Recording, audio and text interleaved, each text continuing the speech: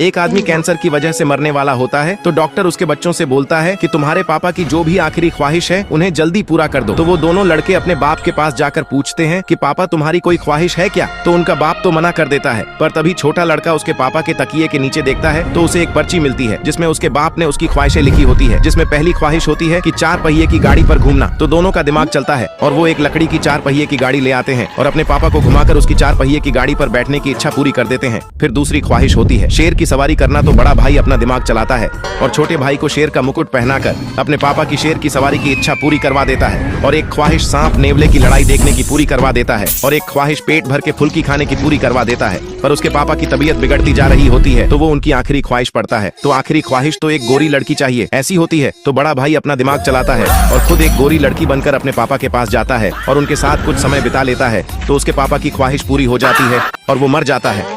पर दोनों भाई को एक बात की खुशी होती है कि हमने हमारे पापा की ख्वाहिशें तो पूरी कर ही दी। एक लड़का अपने भाई को दारू पिला रहा होता है, तभी डॉक्टर उस लड़के में एक थप्पड़ मार देता है और उससे बोलता है आर यू मेड। फिर वो डॉक्टर महंगी वाली शराब उस मरीज के मुंह में डालने लगता है और फिर उस लड़के से बोलता है काम में दखल अंदाजी नहीं चाहिए मेरे को। तभी एक मरीज बहुत तेज तड़पने लगता है तो वो डॉक्टर उस मरीज के पास आता है और देखता है कि उसकी दारू की बोतल में दारू खत्म हो गई है। फिर तभी एक डॉक्टर मनहगी शराब ले आता है और वो डॉक्टर इंजेक्शन में 2 लाख रुपए की शराब भरकर उस बोतल में डाल देता है तो वो मरीज तड़पना बंद कर देता है।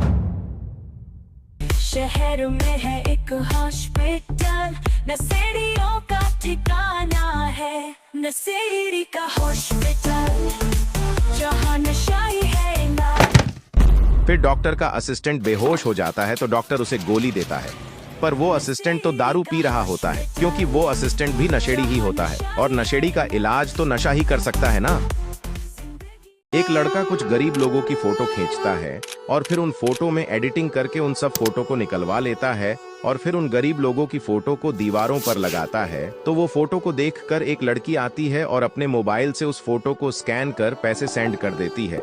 फिर वो लड़का बहुत सारी जगहों पर वो एडिटिंग करे हुए फोटो को लगा देता है तो बहुत सारे लोग उन फोटो को देखकर ये सोचकर पैसे सेंड कर देते हैं कि पैसे इन गरीबों के पास जा रहे होंगे, पर पैसे तो उस चालाक लड़के के पास जा रहे होते हैं और वो लड़का उन पैसे को देखकर बहुत खुश होता है।